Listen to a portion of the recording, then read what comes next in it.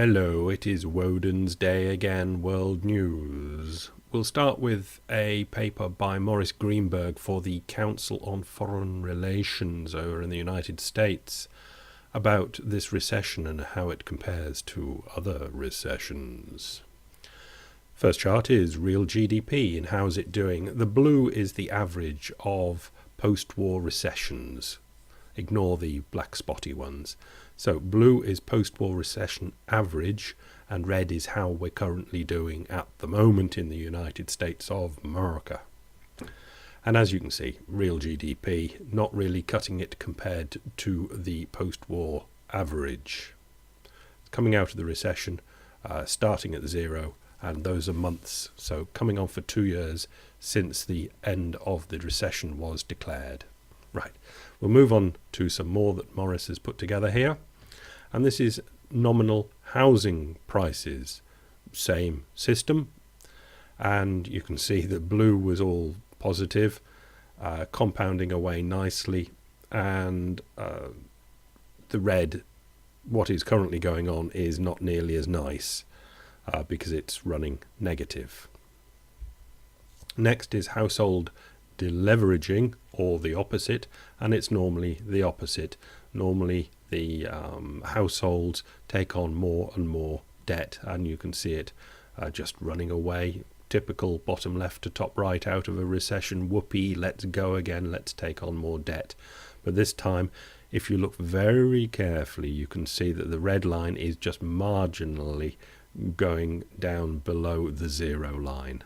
In other words, nothing's much happening, either deleveraging or leveraging in households. Next is non-farm payrolls, and you can see it's well behind the average. Next is industrial production, running quite close to the average. Those that are working are kicking out the industrial production. Next is industrial capacity, showing that that capacity for industrial production or industrial capacity is not being taken up at all in the United States of America. Normally they'd be pushing on and industrial capacity would be taking off, but it's not. It's just well low, negative.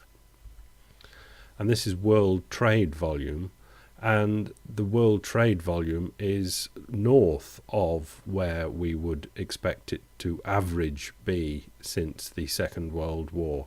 So the world trade volume is out there to be had, but America isn't taking part of it in that world trade from the production side, and is now reducing the amount that it's taking part in the consumption side as well. This is the federal deficit, and as you can see, coming out of a recession, averaging 3% of GDP, whether that's to buy their way out of GDP or that's the average that normally is anyway, I wouldn't like to say, but you can see it's well out of average at roughly 9% of GDP, the deficit, and some would even say it's slightly more, but 9% of GDP is a very big number indeed. Now let's go back. It's the next link, but we're going back to the household deleveraging because this is where it is at, man. And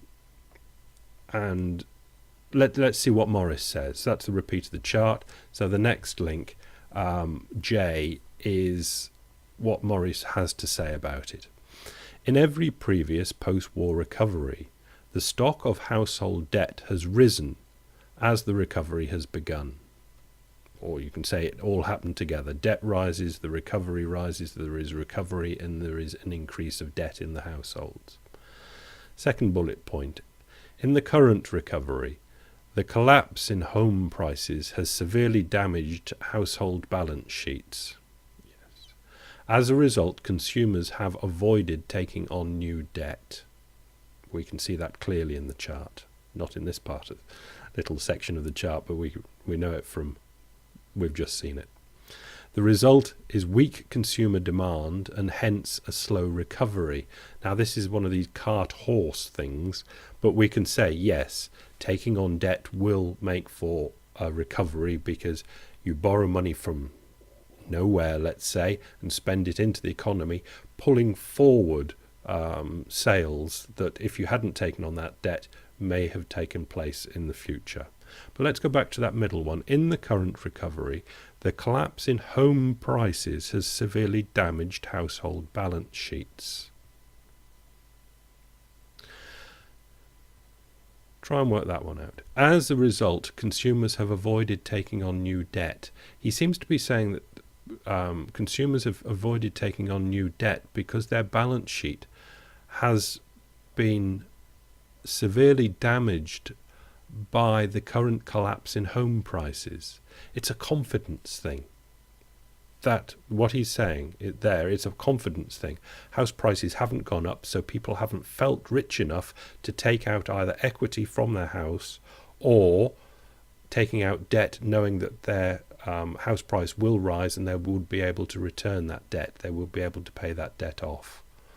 Without that rise in house prices, people don't only feel poorer, but they are poorer because they have taken on debts predicated on the fact that their home price would go up, which would mean that they could sell the house or take equity out of the house in order to pay the debts back.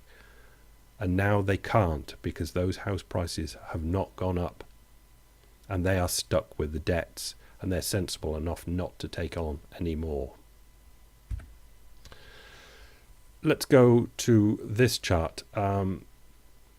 The red spotty line is easing of lending terms. Now, when it goes, you can see it goes to 1993 and goes across and then plummets down in the recession. Now, when the red spotty line goes down, it means banks tighten up on their lending requirements. They're stricter with giving out loans. When it's high, they'll give out loans. When it's low, like at the bottom of the recession, they don't want to give out loans at all because they're scared. And you can see at the moment, they've really eased it up. They've really eased it up. They really want to give out loans. But the black line, which normally follows the red line, in other words, when they ease up, people are there to say, okay, I'll take that debt on board. Now they're not. The banks have eased up. They will give loans, but the total commercial bank loans and leases, that's everything, people, nobody, on average, including commercial, are taking out those loans, although they're there to be had. Right. Let's move over to Greece and a powerful little piece, or what's meant to be a powerful little piece, by Joseph Cottrell in the Financial Times, Syntagma Square and the Price of Sovereign Equity. And you can see just look over to the right of that picture and how, what do they call them in the Roman amphitheatre? The gladiators, how gladiatorial that looks, that shield in his left arm and crashing down with the baton on the protester's head. You appear to be violently protesting about privatisation, and it's scaring markets, says the Eurogroup to the Greek people. Please, privatise some more then. About 50 billion euros more before 2015 should do it. Don't ask us about actual implementation, that's your job now. Oh, and please hurry up and vote for TARP. Oh, no, sorry, not TARP, austerity, before we withhold your next 12 billion euro. It is quite perverse, isn't it? The Telegraph in the UK gives us Treasury plans for Greece to go bust. That's the UK Treasury planning for Greece to go bust. Treasury ministers have admitted that the government is drawing up contingency plans for a Greek bankruptcy after being warned by a former foreign secretary that the euro cannot last.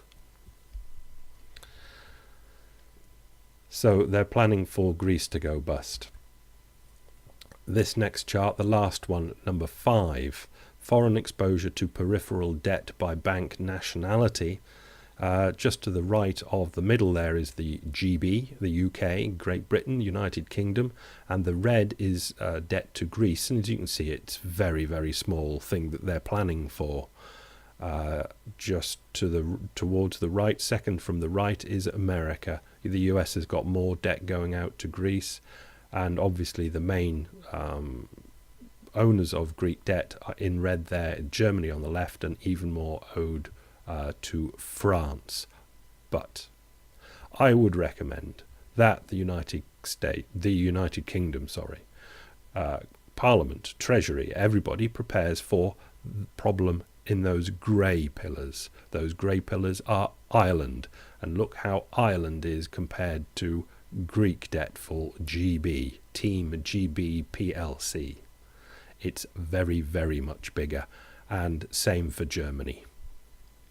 That's what they should be planning for, not Greece.